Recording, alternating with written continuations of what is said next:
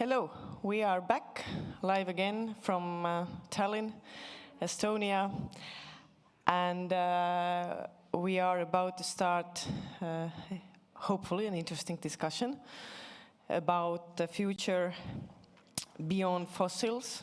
We can ask, is there any? And but prior today we have already heard two keynotes. First was from the Prime Minister of Estonia, Mrs. Kaja Kallas, and second was from the former MP of Swedish Parliament and the spokesperson of Green Party, Maria Wetterstrand. Therefore, I think we have enough questions raised by now that hopefully this will bring interesting discussion here on this stage, and also to our guests, one probably I think from Finland, another from Brussels, if this is the location where you are right now, but we're going to find out in a second. I have here with me on stage the Minister of Entrepreneurship and IT in Estonia, Mr. Andres Sutt. Also, Mr. Martti Hääl, who is Executive Vice President of Alexela Group, and his special field is energy and investment, so probably the right person for this discussion. And virtually have joined with us Mr. Stephan Sundman, who is Vice President of the Finnish forest industry company UPSM, and Mr. Giles Dixon, who is CEO of Wind Europe. Hello, gentlemen. Hello. Hello. Hello. Hello. We're meeting Giles and Stephan first time in our lives, probably. Or no, I think you have met also Stephan before, right? We have met. Yes. Correct. Okay, nice. But nevertheless, I think most of the audience haven't met you before. Therefore, we'll start with a proper introduction round. And please open a little bit, just don't bring me your current title, but also maybe your company's or your policy's approach on the topic of whether we need regulations or whether we need to change the regulative system, the taxation system today in order to face the challenges of the green transition. So who wants to go first, or shall I just pick one? Okay, I will pick one. So Stephan, please tell us a bit of yourself and about UPM. Yes, good afternoon all of there. And greetings from Finland. Yes, my name is Stephan Sundman. I've been working more or less roughly 20 years with the forest-based sector, different kind of public and regulatory related questions, all from energy policy to climate change and waste management and circularity. And currently I'm working with UPM, and I'm in charge of the public affairs globally for the company. And some words about UPM.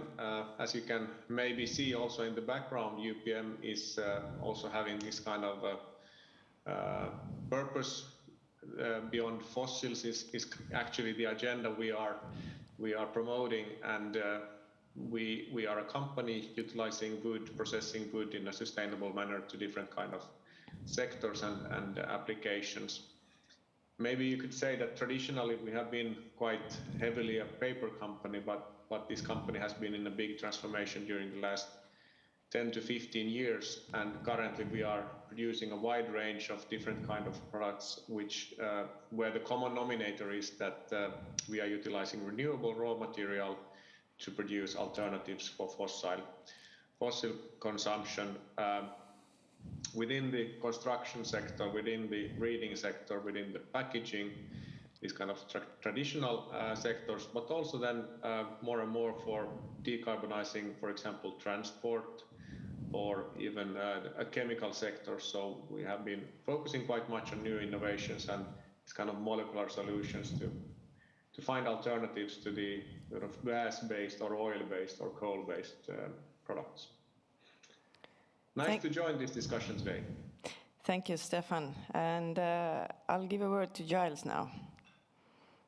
Thank you very much, Nika. Good afternoon, Minister. Good afternoon, ladies and gentlemen. It's a great pleasure to be joining you for this discussion this afternoon from Brussels.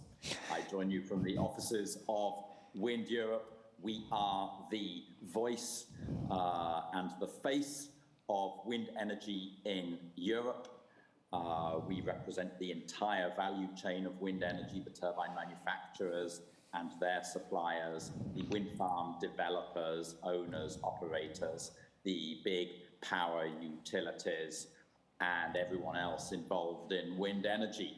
The national wind energy associations of every country in Europe are also members of Wind Europe, including the Estonian Wind Energy Association, the Finnish Wind Energy Association, and so on. Wind today is 16% of all of the electricity that we consume in Europe. That's not very much. It needs to rise, and the share of electricity in the energy mix needs to rise. I will just leave it there with those initial comments thrown in the water like small pebbles, and I look forward to the discussion. Thank you. Thank you very much, Charles, for this fruitful opening. And yeah, let's leave the regulator to the last. So, Martti, it's your turn now. Thank you, and good afternoon to everyone from myself as well. In this kind of discussions, I'm always puzzled of how to describe myself, because we even heard today that companies with a history and in fossils are the one to blame in climate change, and the CEOs of those companies should be the one who should fix it in 25 years. And every time I hear that, why it puzzles me is actually that it's a concept that says that the CEOs of those companies are not human beings who are living in the same planet. We are living in some other planet. And that's not true. So yes, Alexela has a long history in fossil fuels. I mean, in Estonian terms, in fossil fuels. In our group is the chemistry industry company that turns next year 100 years old. Has been refining from oil shale fine chemicals for 100 years in Estonia. Also, we are the largest diesel and gasoline network in Estonia, so the largest distributor. Among other things, electricity producer, gas and oil producer, miner, the whole value chain in let's say in Estonian terms in the fossil fuels. But at the same time, we are probably the biggest private company in biowaste to gas or due to transport fuels producer in Estonia. Also, we are developing the largest hydro pump storage facility, also the first hydrogen pilot project in Estonia. So what I want to say with that is that I think actually when blaming history, one should always remember that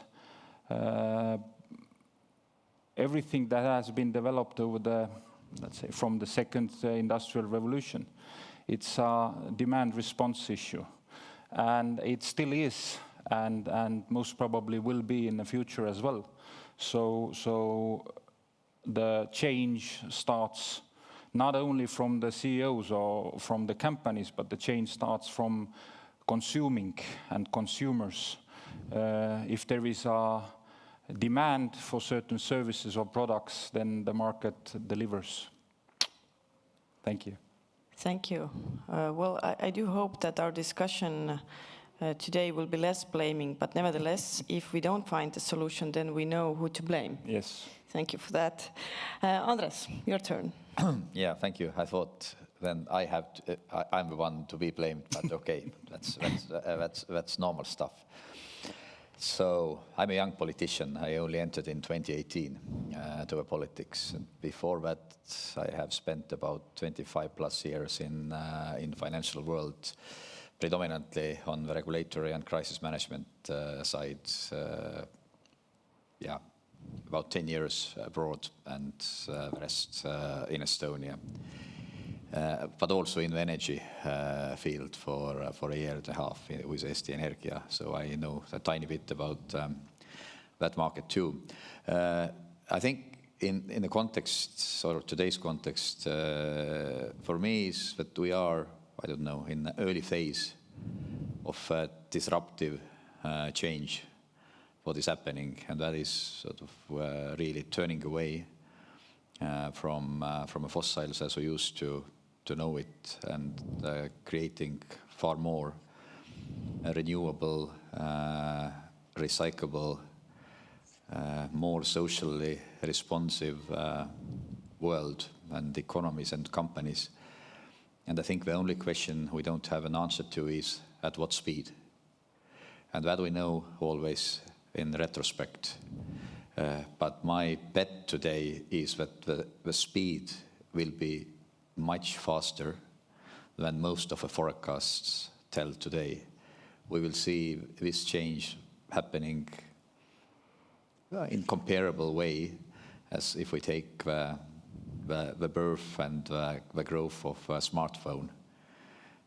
If you think back to 2000, I believe 7, then first iPhone came, which was then a tiny player. And what is a smartphone today? Of course, is a completely different thing in terms of user experience and the use cases. And I think it goes and it cuts across the board in all industries, be it services or be it in manufacturing, and also energy efficiency. Is clearly something what everybody is focusing on. And then I think for the next generation there is a big and valid question what we are responsible for, how fast we can tackle the global warming. I mean, this is the responsibility of our generation, so that we hand over something what is still livable for the next generation. And I think for me this is precisely how we should see it. And then we can debate what is the role of regulation, what is the role of a self-regulation. And in my opinion, the biggest driver actually will be the consumer and the changed consumer preferences. And that will be the disruptive, the strongest, and the speediest. But I might be also wrong, so we will see. Okay, thank you for that. Well, since you mentioned speed, and but you also said that we can only look the speed in a retrospective, but nevertheless the European Union has currently told us that we will be climate neutral by 2050. So in a way our speed is 30 years right now, it's kind of set. And let's then open a discussion over it. Do you even think that this goal is something that we can achieve? Is it achievable when we talk about Europe now, climate neutrality by 2050? Giles, what do you think? You have the wind. Will you help us? Well, yes, we will help you. Have no fear of that.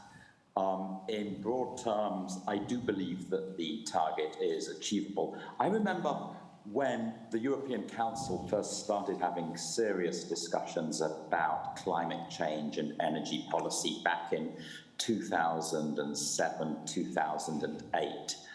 And discussions took place about the so-called 20-20-20 package. What should be the EU's climate targets for 2020. And I was actually working for the UK government at the time. Like the minister, I have a diverse professional background. And we were saying to the European Commission at the time, let's have a 30% greenhouse gas emission reduction target for 2020. And the Commission said, no, that's far too ambitious. And they were pretty green. No, 20%, that's as much as we can do. And so that's what we agreed. It's what the European Council agreed for 2020. How much have we actually succeeded in reducing greenhouse gases by the end of 2020? Guess what? By 30%. Now, it is true that there was a late contribution made towards that by COVID-19, but we were pretty much on track for that, and we were way ahead of the originally agreed 20% target. So these things can and they do move much faster than people anticipate. Another very specific, concrete example of change that has happened much faster than we could imagine.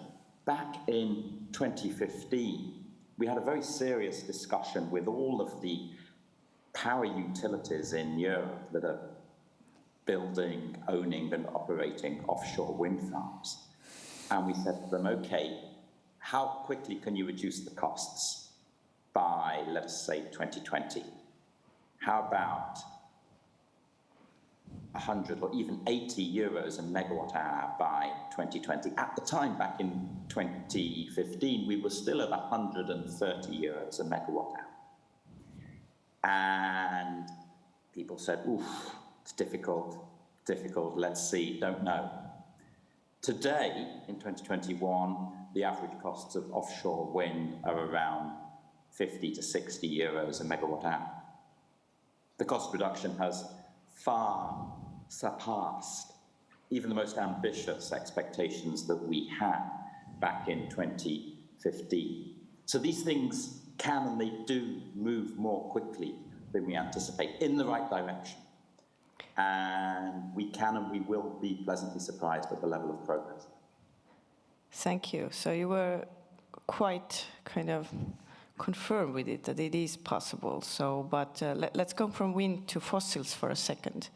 And at Marty, what do you think? Is it achievable? I mean, what you do every day and your company is doing to change that, it means huge investments, big changes, or maybe even closing down your business or transferring it to totally something different.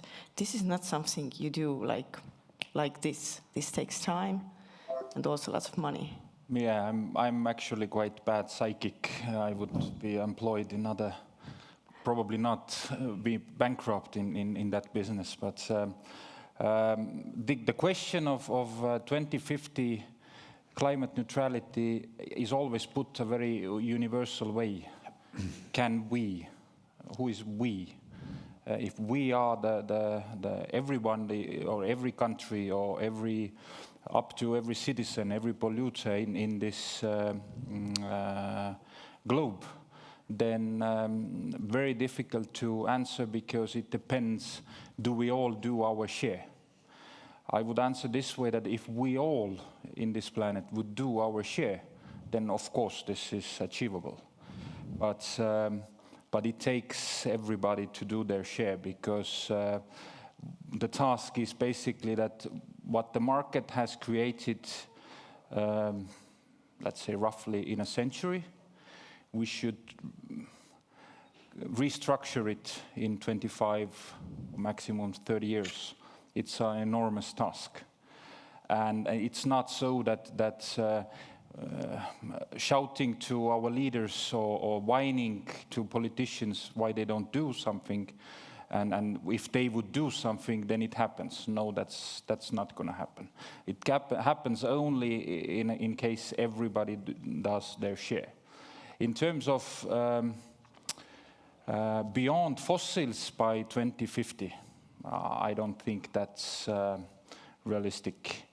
And I hope I'm wrong. And by saying that, what I mean that the technology we currently know that is commercialized or close to be commercialized cannot substitute, to the best of my knowledge at least, in all aspects that we use oil-based products, from, let's say, textile to polymers, etc., etc. There are, of course, many researches and developments going on to change this and to find those technologies. But we still tackle the size of this task in front of us, because oil is everywhere where we look around. There is no aspect in our life where oil is not. So it's not about how to get internal combustion engine substituted to electric. That's an easy part. There are much more difficult parts that we need to tackle. But I'm quite optimistic that if everybody, as I said, takes this goal, yes, it is achievable. Are you ready to do your share? Or is Alexela Group ready? I think we are doing it every day already for, I don't know, 10 years at least, and that's why we are in our forefront of alternatives to fossils in this country. Thank you. Stephan, what about you? What's your view? Well, first of all, I would start with the climate neutrality globally, which I think with these current measures is quite challenging. I don't believe that the current global measures yet will lead to any kind of global climate neutrality. But then again, I think sort of there's plenty of good development happening in this world. Enterprises, companies are more and more committing to different kind of climate reduction targets, whether they are sort of this 1.5 degree agenda as for us in UPM, but this is already happening, and there the drivers are also the customers of the companies, but also the shareholders in practice. So the investors in the companies are also sort of very keen to look for green investments and also challenging companies. So it's not only about regulation steering, and I would say actually that maybe regulation can enable something, but regulation should not be going too far in sort of details of how to reach targets. Then within the European Union, I think, especially if we look on the emission trading sectors, the development is sort of very promising, and I think that sort of it's quite a reliable system to reduce emissions and to sort of get alternative energy sources developed, like the wind industry, for example, which has boomed during the last decade now. So clearly there we see that the targets are working and shaping and changing the markets on the energy sector. So, but then when we go for the effort sharing sectors within the European Union already, we go into traffic or heating. I think that's much more challenging to really then find the ways how to really reach these emission reductions which will be needed. But still, having said all of this, I do believe that European Union can reach climate neutrality. It's very much up then to the member states how they do inside the effort sharing sectors. Well, if I look on the Finnish plans, we have a plan in Finland by the government that we would be climate neutral already by 2035. I still feel that traffic will be one of the big challenges there, and sort of the plans are counting very much on expansion of electric vehicles in a pace which we at least haven't seen yet. But I also believe that, as Minister Sid said, that sort of speed will increase, and probably also then with the electric vehicles. Thank you. Andres, you said before that you think that everything might happen so much more faster than we currently think. So now let's imagine that when we look at those how the climate warming is happening, that it will happen 2 or 3 times more faster than the scientists have currently prognosed. Then what effect will that do? I mean, Martti said before that we have built something for a century, and now we want this to change in 25 years, and let's say the change will happen in the next 15. Then do you think the countries and the states are ready for it? will the politicians take the strong lead to make the necessary decisions? Young politicians, yes. Experienced politicians, I don't know. So I hope to stay young politicians, so then maybe we can get the choices and decisions made. I think it all, yes, sounds crazy. Somebody tells that by 2050 we are carbon neutral. But then, how many years we have to 2050? It's 30 years. Now let's turn clock backwards. 2021 minus 30 is 1991. Who on earth in 1991 told that everybody will have a smartphone in his or her pocket, that we have AI and other things doing many cool stuff? So why do we believe that the change is not possible when it was possible back at the time? I remember when I returned from US first time in 2001, we bought a computer, and now I don't know, I don't remember what was precisely the memory size. Was it 250 megabytes or 400? It was something of magnitude. I spoke with somebody in Sweden earlier in the week, and he told that he just bought a computer and the memory size was 1 terabyte. So, and if I'm not mistaken, now it is like at either 2,500 or 2,500 times 400 megabytes or 200. I mean, I could sort of be mistaken by 1 0. Somebody can make a calculation, but it doesn't matter. Instead of 250 or 2,500 computers, you have one. I think if we talk about, for example, replacing combustion engine cars with electrics, but the pace, if we take uptake today, is really slow, and so that doesn't really look realistic.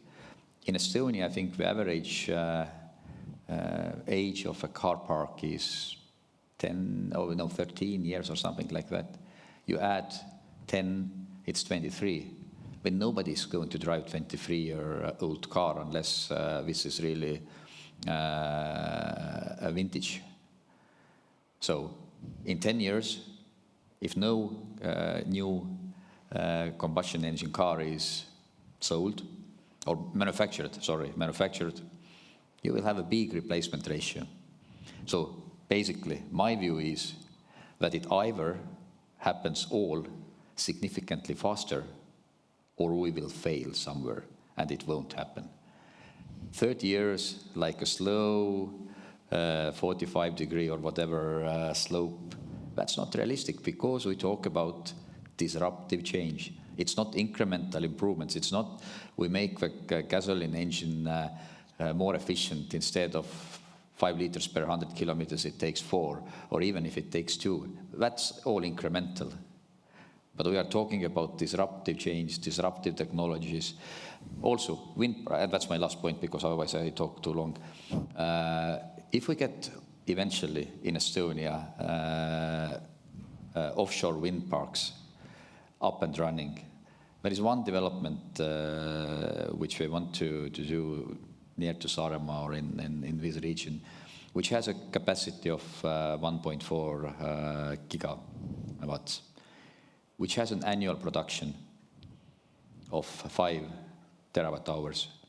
Estonia's annual energy consumption, or actually I think electricity consumption, is 8 terawatt hours. So with one offshore plant, we are 60% green. And then we have already existing stuff. Honestly, my take is it is going to happen, and going to happen much faster. Like you said, there was this target for 2020 reduction of 20%, it happened 30.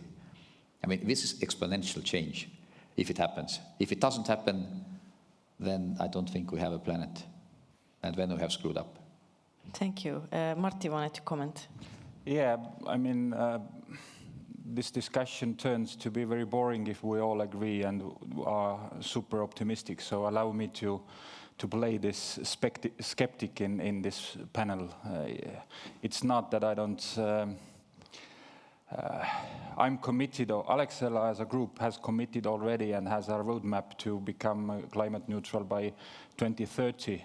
So the strategy is in place. So it's not that I don't believe, but I'll try to oppose and maybe have a more interesting discussion. Therefore,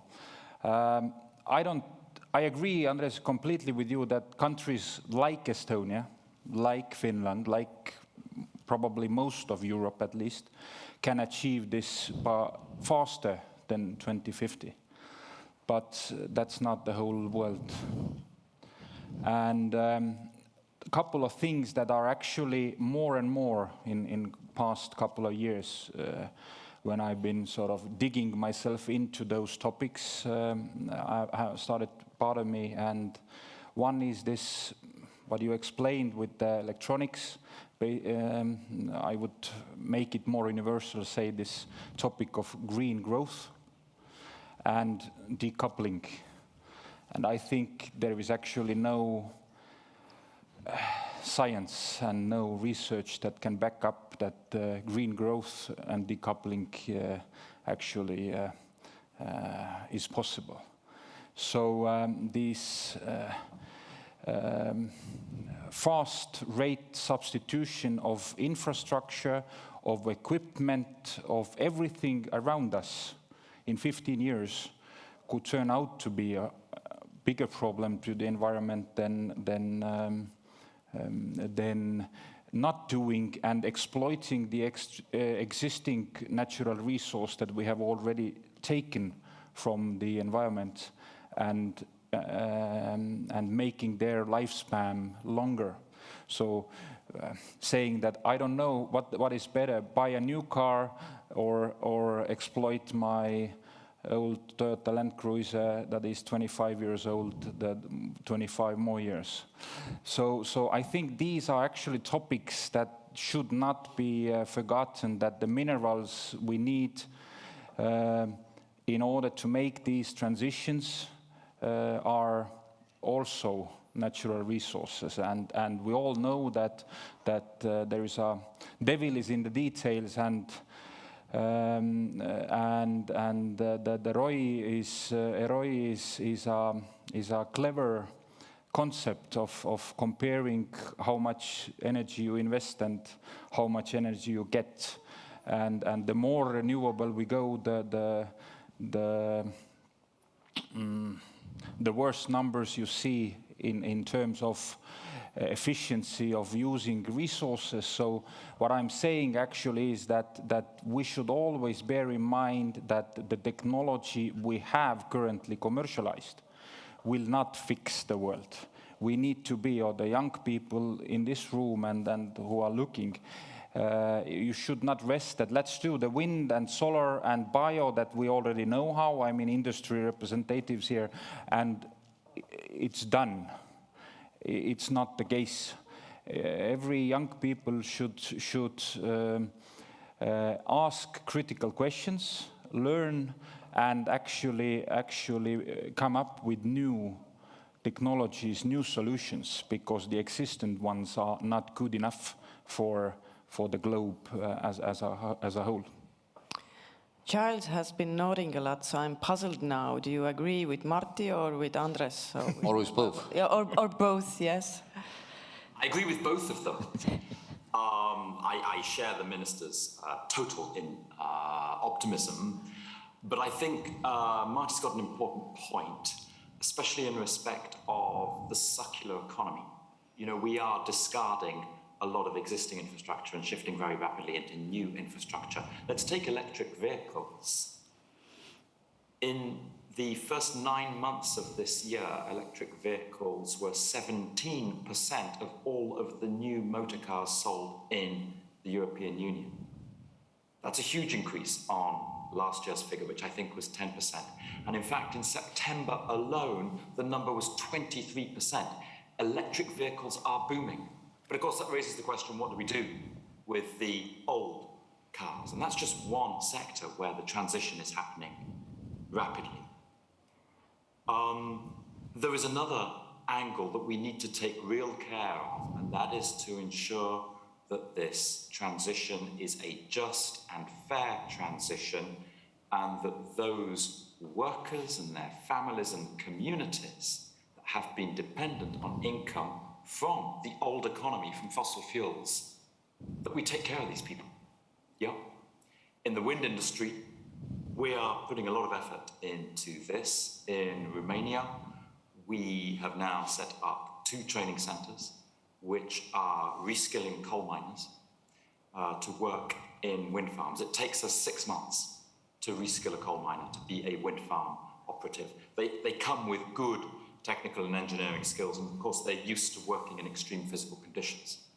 But 6 months is what it takes, and we are spending our money, and the Romanian government is contributing to that. And we're about to set up a similar national training centre for the reskilling of coal miners in Poland as well. But we have to make these investments, otherwise people will be left behind, and then the transition won't work politically. Thank you. Stephan, now you're smiling, so... Yeah, but I'm used to smile quite much also. So, and I'm not... I would be sort of optimistic here also that, as Martti said, we are not there. That's what I started with also, that sort of globally we are not there, and the sort of current actions are not enough. Sort of, I think this what sectors like UPM representing renewable raw materials and renewable products instead of fossils. We all understand that this is sort of something which is limited still. Sort of, we don't have all those resources in use which we would need to replace all oil in this world. But still, we need to take those steps, and each and every company needs to take their steps. And we also need to understand that technologies need to have a role here, and future technologies. When we, for example, if we look at the electricity system and we develop more and more this intermittent production, so weather-dependent production, like the wind or solars, there is new requirements for the electricity system to function in the future, and there will be a lot more volatility. Now we have been discussing higher electricity prices, and this will probably be something we will have in the future, that there is volatility. There will be high peaks, low peaks, and there will need to be other energy forms to stabilize the system. There will be more requirements only on the transmission system altogether.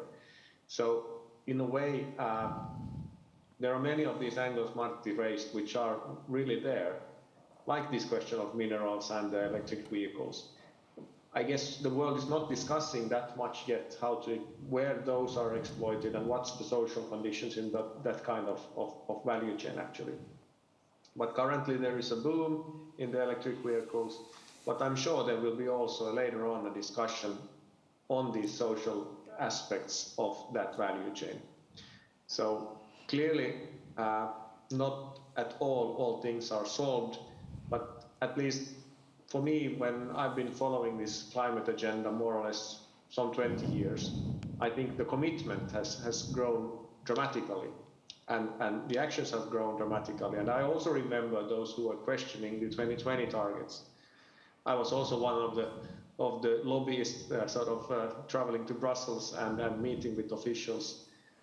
And one of the messages was also that, hey, why do we need all of these measures? Why don't we just have one climate measure? Why do we need to have separate measures for renewable energy and for energy efficiency and so forth? Currently, we are actually seeing that those are overlapping and creating a bit of trouble when it comes to sort of enabling to reach climate change mitigation rather than just making things complex. Word to Martti. Yeah, to continue where Stephan concluded, actually, I think that the trouble is there that the universal goal, with this summer we saw the Fit for 55 proposal, which is again universal, pan-Europeanly. And we all know that countries are different, sectors in countries are different, so the solutions are not universal.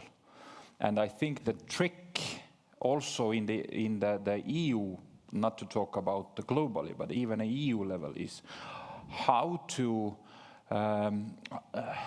make this work, this policy work, so that it is not universal, but it will deliver the universal goal. That there is not, at the end of the day, those who are overdoing and those who are actually neglecting their solidarity obligations. So this is the trick, because there is no universal solution, even pan-European. I mean, if we look at the goals for 2030, then I could make so many examples where the proposals for Estonia is not fit. But in some sectors, Estonia could do much better, or is already there, what the Fit for 55 says for 2030. So I think I don't know how you politicians gonna achieve that, but we in business would say that the decision makers should not leave the room before the white smoke comes from the chimney. So we need goals can be universal, solutions need to be local. That also means so much more work by the local governments, also being brave and making those decisions and showing those pathways. So we have a young politician here. Let's hear the solution from Andres then.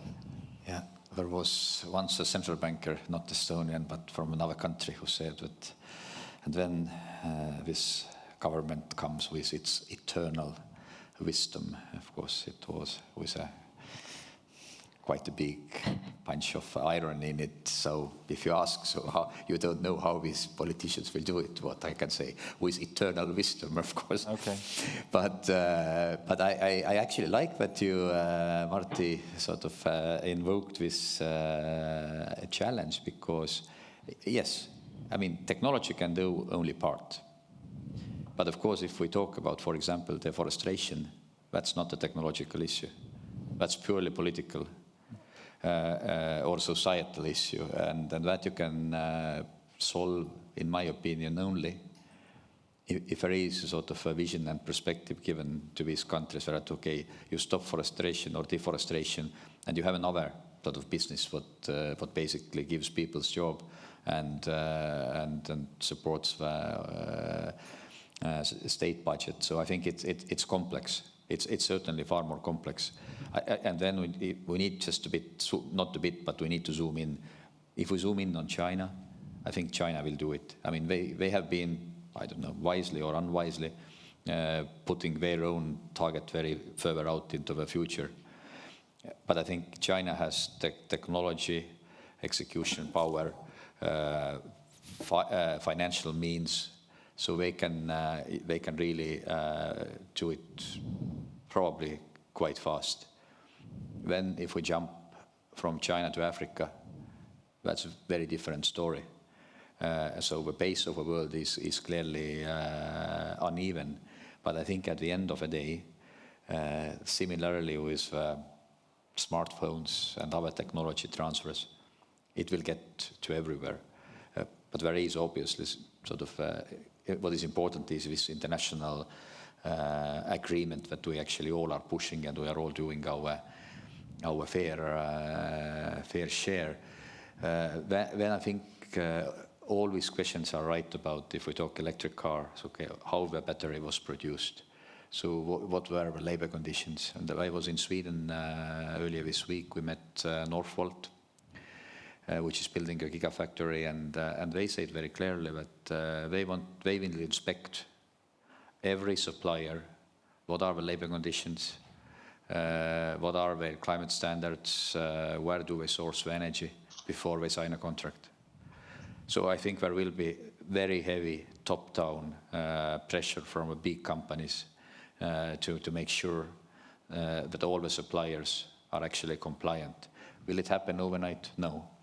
But I think this sort of the boat is moving in this direction. And then almost everybody spoke about circularity.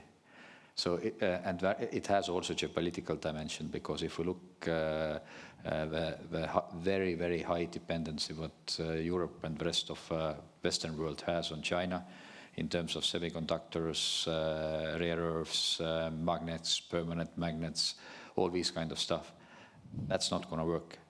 There will be homecoming, bringing back the manufacturing closer to the home. And that also will have a big push on circularity, because I mean, there will be the first generation of wind turbines decommissioned, which all have magnets. So they need to be recycled and then really into the increments. And this is what the battery producers told for them to do the circularity.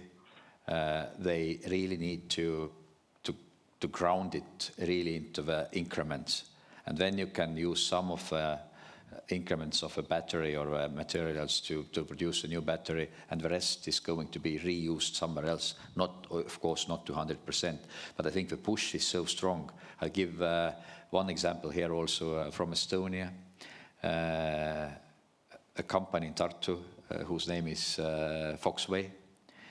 They are in the circular economy business.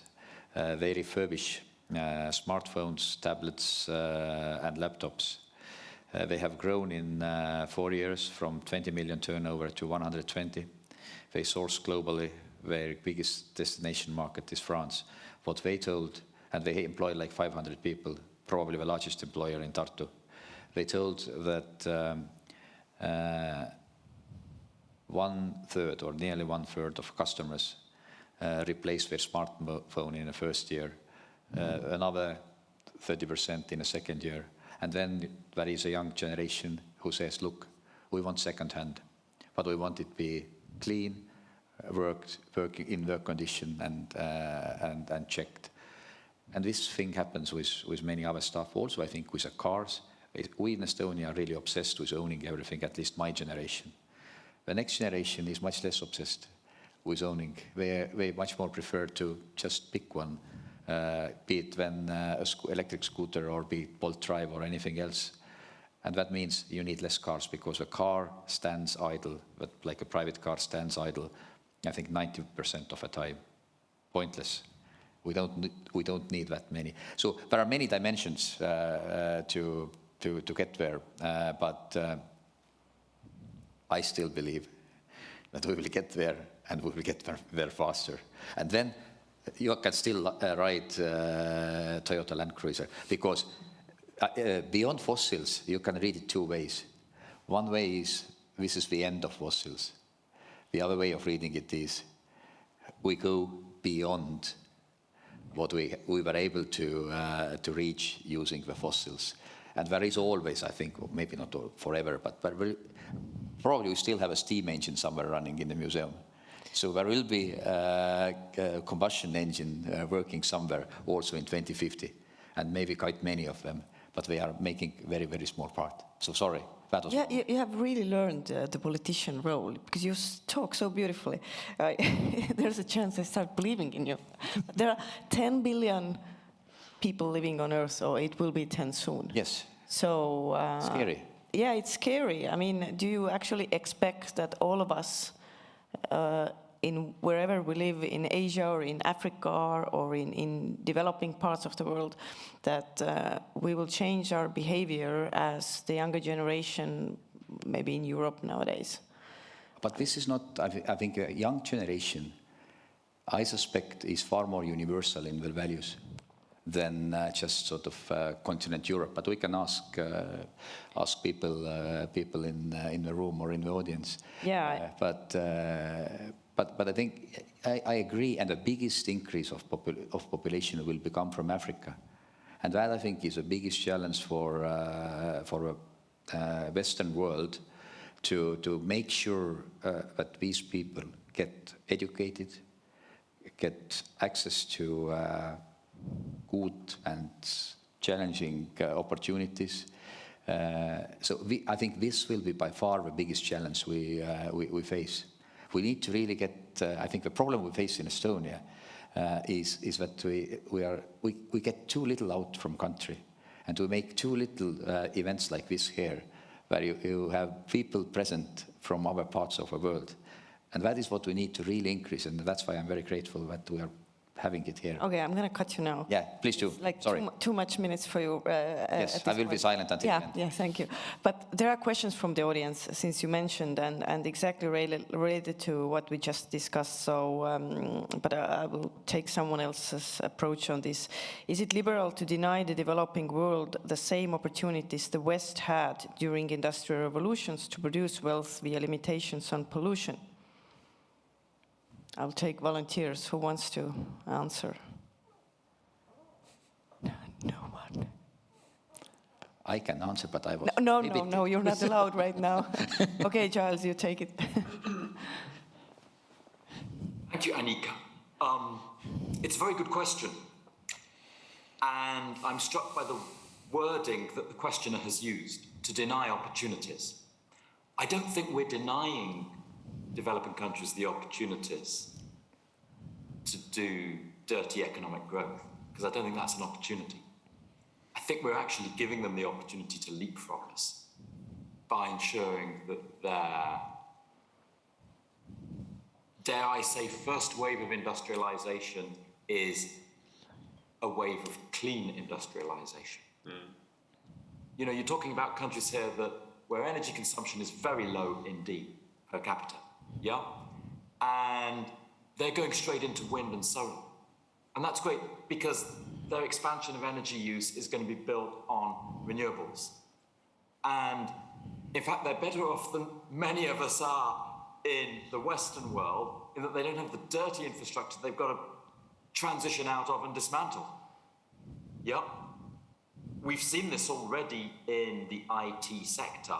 Mobile banking, where's it taken off? In Africa, much more quickly than it has in Europe. And I think we're going to see much more of this. Thanks. So I will bring in another angle now, as the topic of the event is also to talk about solutions, either regulatory changes in policies or then taxation. So I'm not yet sure if we all agreed, but there was a strong pro-message towards we need local solutions because there are no universal ones. So let's discuss this. Like, what do you think are the best policy instruments if it's locally? We can discuss different countries' approaches to motivate really most polluting sectors to change, but also how to motivate people to change their behavior, because I'm the one probably making sure in my shopping every day that you all want to continue producing something that I want to buy. So I think these both go hand in hand. We really cannot, as you said before, we just cannot blame the ones who produce. We also need to look in the mirror ourselves.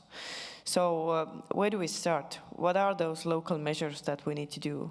Who do we need to tax? The consumer or the producer? Yeah, I delivered the speech now, but there's a question in there. So, Martti, you want to go first? I can start, yeah, of course. I mean, the beauty of, as this is a liberal forum, then I can probably openly say that the beauty of a market economy is that the question you asked is the simplest one. The consumer always pays. There's no other way. So I think that also answers my view on how the regulatory framework should be designed. It should be designed in a way that helps consumer to make right decisions. But this is in an ideal world. In real world, unfortunately, it's completely different situation. I bring a good example from Estonia. I could do many of those examples, but first comes to my mind excise taxation of diesel fuel transport sector. It was raised once. A lot of consumption, it did not disappear. The buyers went to Latvia. The same with alcohol excise tax. They went to Latvia. So what message does that give us to taxonomy? It can only serve the purpose if regionally, in the marketplace that is regional, is done with the agreement of political level, so that it does not infringe the market functioning like it should. But the second example from the same is that now, when the energy prices went up, it was very logical decision from politicians that the excise should not go back up due to the energy poverty potential. But in all effectiveness, it actually works against green transition, because it makes diesel fuel based transportation total cost of ownership cheaper than green alternatives. So what I'm saying is that this is the taxonomy is actually a very difficult question, and it has never been tackled the way as I see there is a intention in the Fit for 55 to have it more universal in Europe. Again, I don't know how you guys manage there, because it's probably something completely new for European political agenda as well, in terms of taxing. It goes to sovereignty of member states, and etc. etc. So probably a lot of politics behind. But anyway, I would say that there is a lot that can be done with the proper taxation, but so far nothing good has come out of that. So I from this you just said, I picked up something that's maybe a bit different that we discussed before. So goals universal, solutions not only local but also regional. With the solutions, I meant that the countries have different heritage in different sectors, and we need to deal with that heritage. So the solutions, technology-wise, local.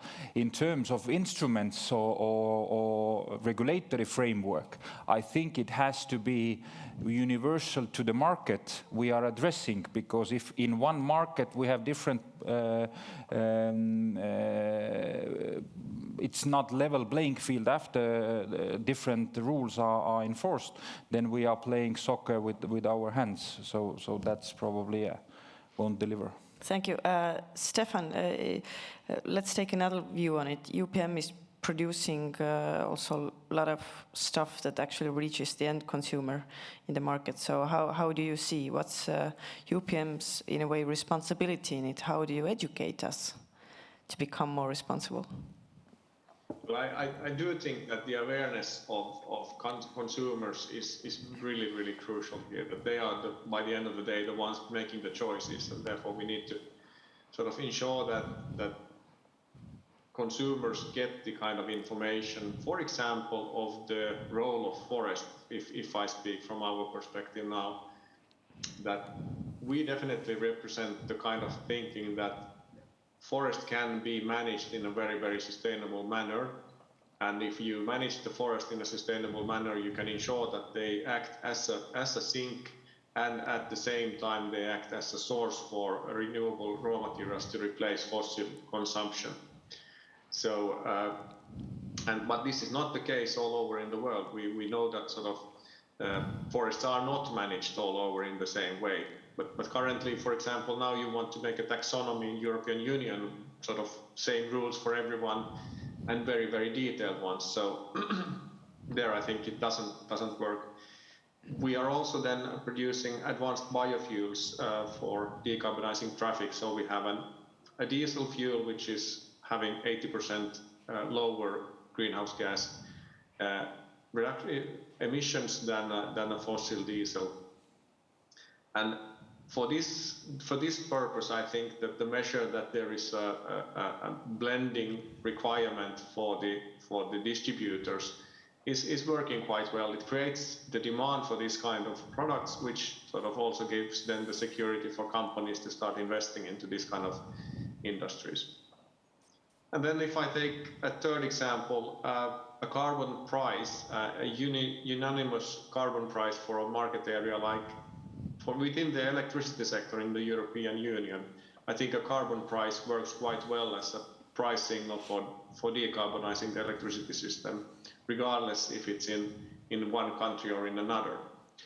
But to have a joint carbon price for many different sectors with very different abatement costs, you might end up in challenges. If I compare that the abatement costs in traffic are higher than in the electricity sector, if we would put these two in the same trading system, probably the reductions would not be in the traffic, but rather in the electric system. And still, we also need to reduce the emissions in traffic. Thanks, Giles. Do you want to add anything?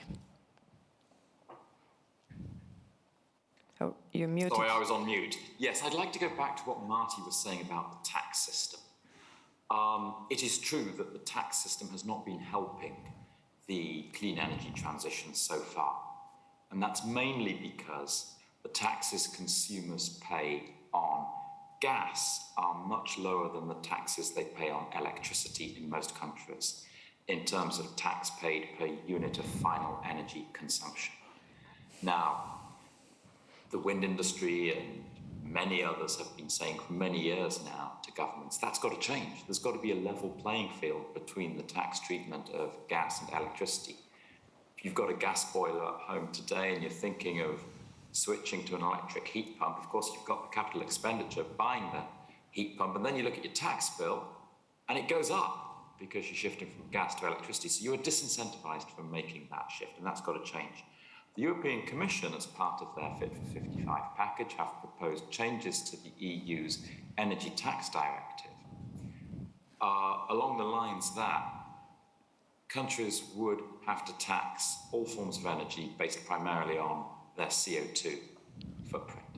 And that's a very sensible measure, and we hope that that will be agreed. It does, of course, because it's tax policy requiring unanimity in the European Union between all 27 member states. Actually, the current situation in energy prices, perhaps paradoxically, has been helping us to reduce the tax burden on electricity.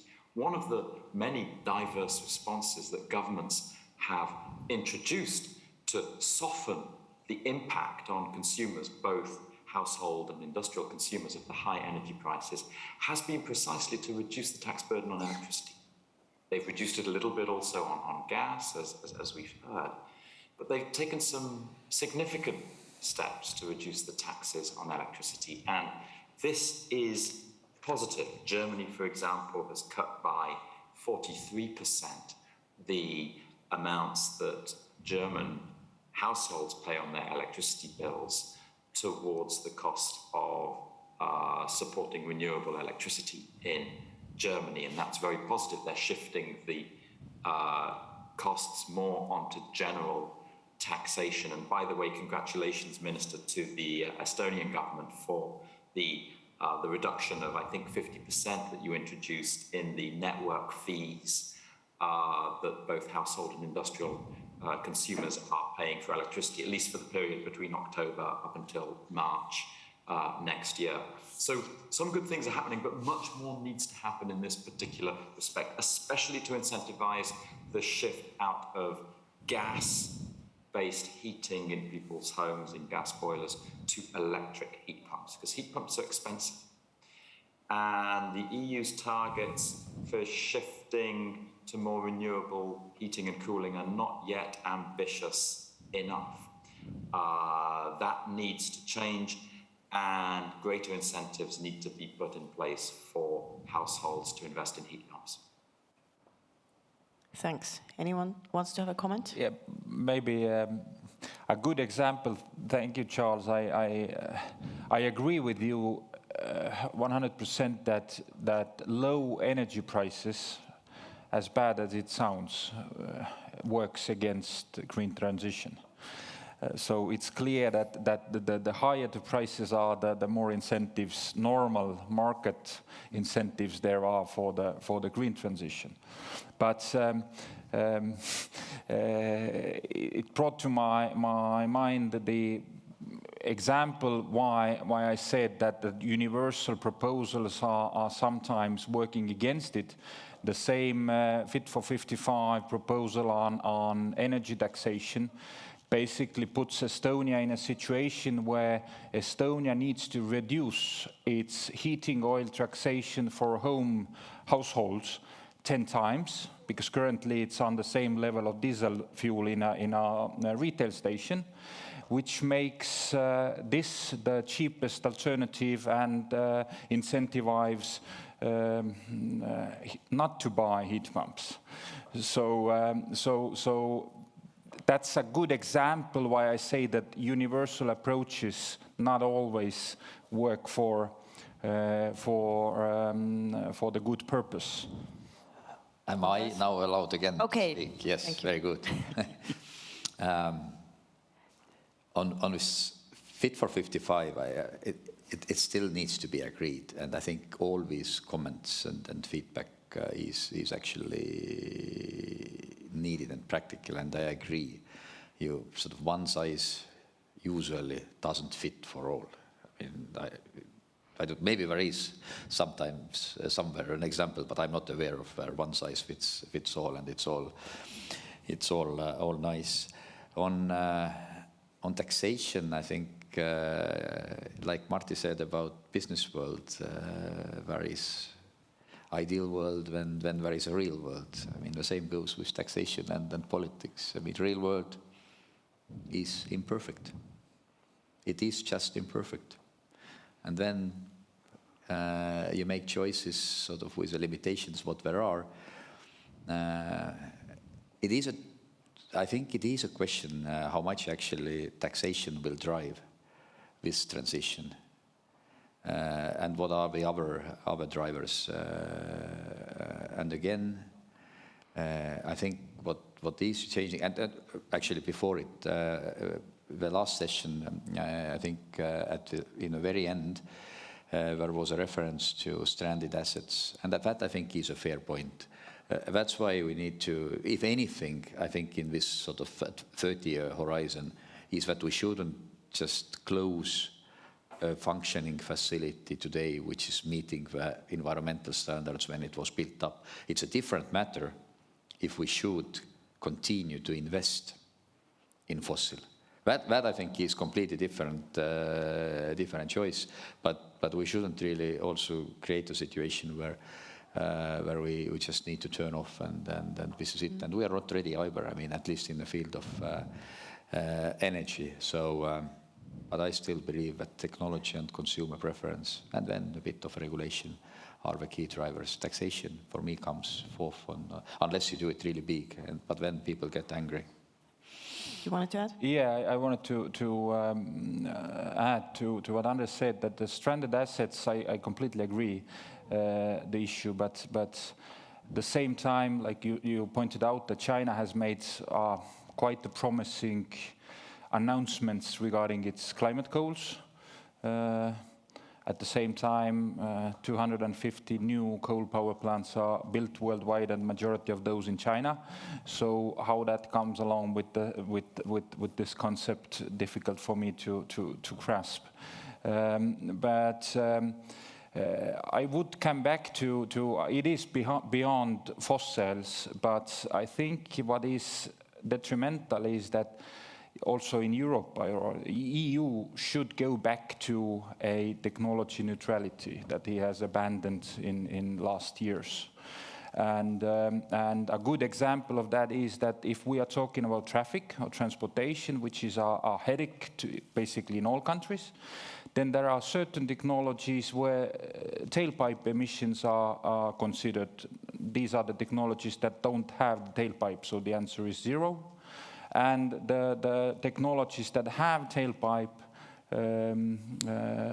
are considered the other way around. And why I bring this up is that if we're talking about transport fuels, like Stephan already pointed out, there are many alternatives available today, commercialized today, and also that can be the future. I mean, all the synthetic fuels, both liquid and gaseous. And why I think this is important, and that's why I say that a politically very probably well-sounding declaration of killing internal combustion engine is not a smart declaration to my understanding.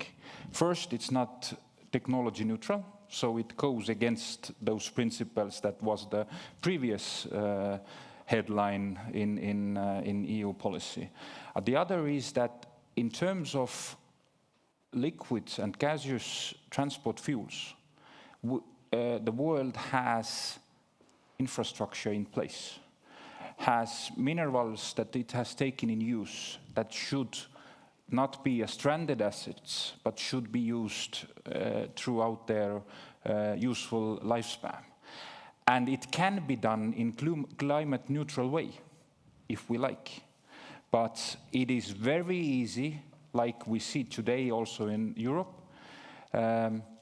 promoting one technology and treating it not equal with other technologies. We are actually not giving these otherwise maybe well-balanced and for sure climate neutral objectives a chance for the market to make the right choices. So I think there are a lot of those policy issues that I dare to challenge that this is not correct in EU level yet. Can I just comment on this one? I think I agree partly, and partly being for a reason that yes, regulation has given us a certain push from to come up with electric vehicles, but then the choice has already been made by the companies. I mean, most of, at least for light passenger cars, I mean, most of the bigger names, they say that they will stop at a certain point the combustion engine, which I think is a pragmatic choice, because at least in my opinion, why Tesla was the first electric car, modern electric car, why it didn't come with any of the conventional car manufacturers. I think the reason is very simple. It requires a different manufacturing process, different equipment and stuff. And you have a stranded asset. You build a combustion engine, you fine-tune it. So you can't invent at the same time electric vehicle and then to write off your entire balance sheet. I think that has been partly the reason. Regulation has been to a certain extent, but I don't know to what extent. And probably the answer is who knows. Now first Stephan and then Martti. Yeah, I think I would like to come back to this point I already made. I think that regulation can always be an enabler. It can form the frameworks for someone to invest and develop within. But if regulation goes too much into details, like we've now seen also in draft papers of the Commission for the forest strategy, for example, where the wordings went already to details like where different parts of wood should be used for, what kind of products should be produced out of wood. Whereas I say that we don't even know what kind of products we will be producing out of those tree plants we are planting today. There needs to be room for technologies, there needs to be room for innovation.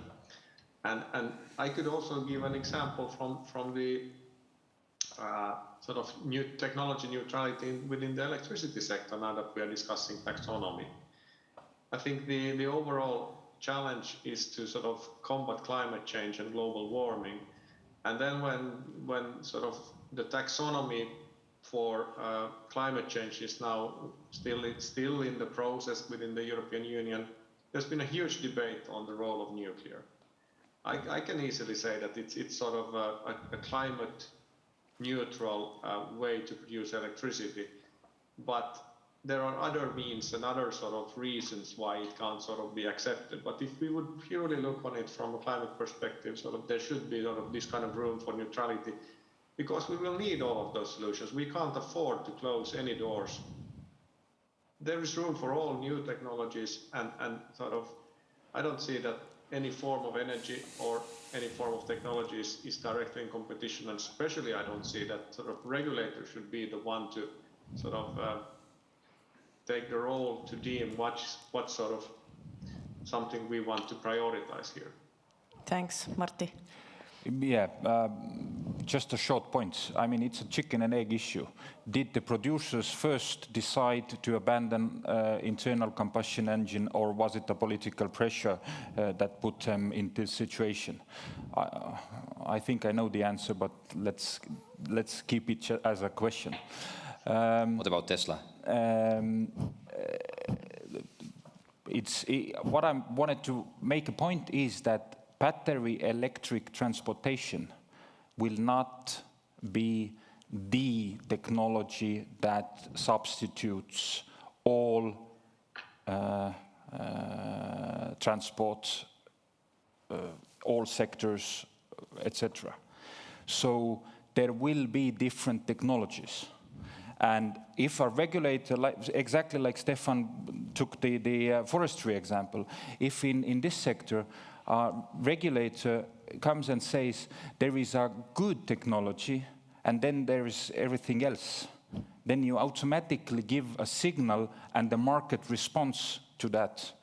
And otherwise I would say it's fine, but if in that concept you neglect the lifespan emissions, so minerals, all that is left out. And also what electricity it uses. You just say that electric vehicle is climate neutral, period. Then I think you are not allowing other innovations and technology come and prove that it can be as good as. Our debate is going extremely interesting. So, okay, Giles, you will get a word now, and then I will bring in the last question because we need to wrap it up. Okay? Thank you, Annika. I think Marty's argument about technology neutrality probably falls under the minister's heading of in an ideal world. But in the real world, in which investors and industrialists operate, we need signals from government, very clear signals from government, to inform the decisions that we take about where we invest our money. It's hundreds of billions of euros every year that we need to invest in the energy transition. And you don't make those investments if the signal you see from government is we don't quite know what technologies we want. The Fit for 55 package bans the sale of combustion motor cars from 2035. Yeah, you need that signal, very clear signal from government, and it drives investments in electric vehicles. The Fit for 55 package has binding rules on investments that need to be made in electric vehicle charging infrastructure. That drives investments.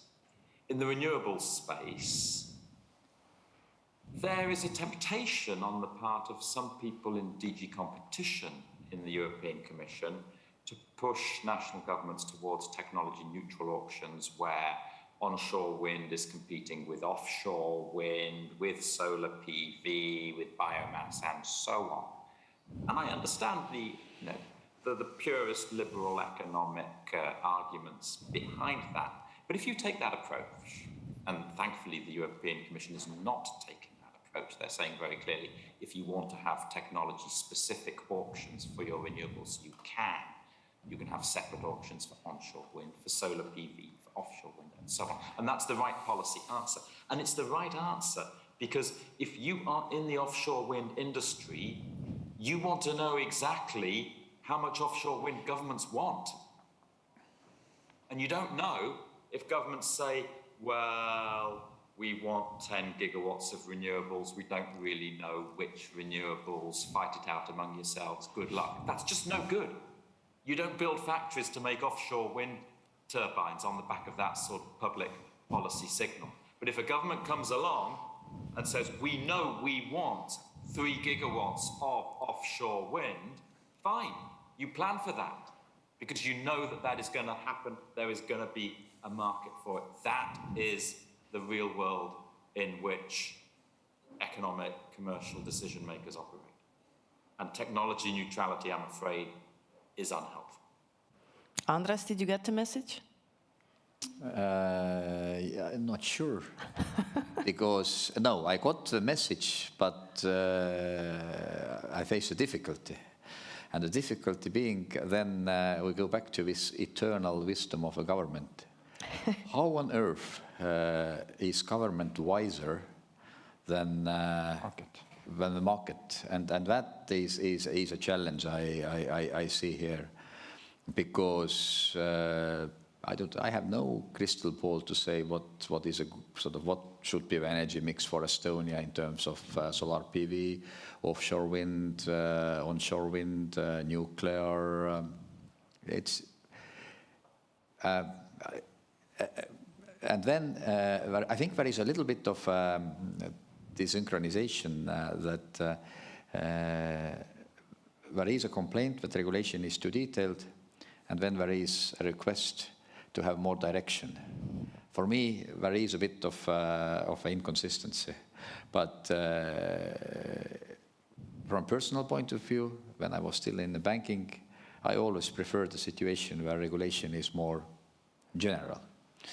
And there is then more freedom for a regulator, which I think was also Bank of England back in a time, that you can actually do a tailor-made moves when circumstances warrant. That might not be the first preferred option for investor, but I think it was pragmatic. So how to do it with the wind? Honestly, I have no clue. Easy answer, of course, is that's one of the very few things what is not in my portfolio. Okay, last comment on the topic comes from Martti. And No, it's just saying that I completely understand, Charles, what you are saying, and I'm extremely glad that you brought this up in this Liberal Academy event. But let's take this discussion when we meet in person and have a beer. I was just about to suggest that I think the four of you need to get together and have a proper dinner to solve this and then give us those solutions that we were about to get today. But all right, gentlemen, there will be one more question to each of you. Answer needs to be short. And the question comes actually from the audience, so from the younger generation we have mentioned here several times today. And they want your advice on financial issues, actually. And the question goes, what do you consider the most promising technology in the clean energy field? Where would you suggest investing? So, where would you put your money? Silence. No, yes. In energy, look, you need to do your homework. It depends on your, and that's not now kind of vague answer. I think it's an honest answer. It depends on your risk appetite. It depends on what is your investment horizon. It depends on what else is in your portfolio. I think you need to do the homework and you need to make up your mind and then talk to professional, investment professional. Okay, perhaps we'll get some more direct suggestions. Anyone? No, I will take this completely another way. I would say that the best investment is reduce your energy consumption as much as possible and enjoy life. Stephan, Giles?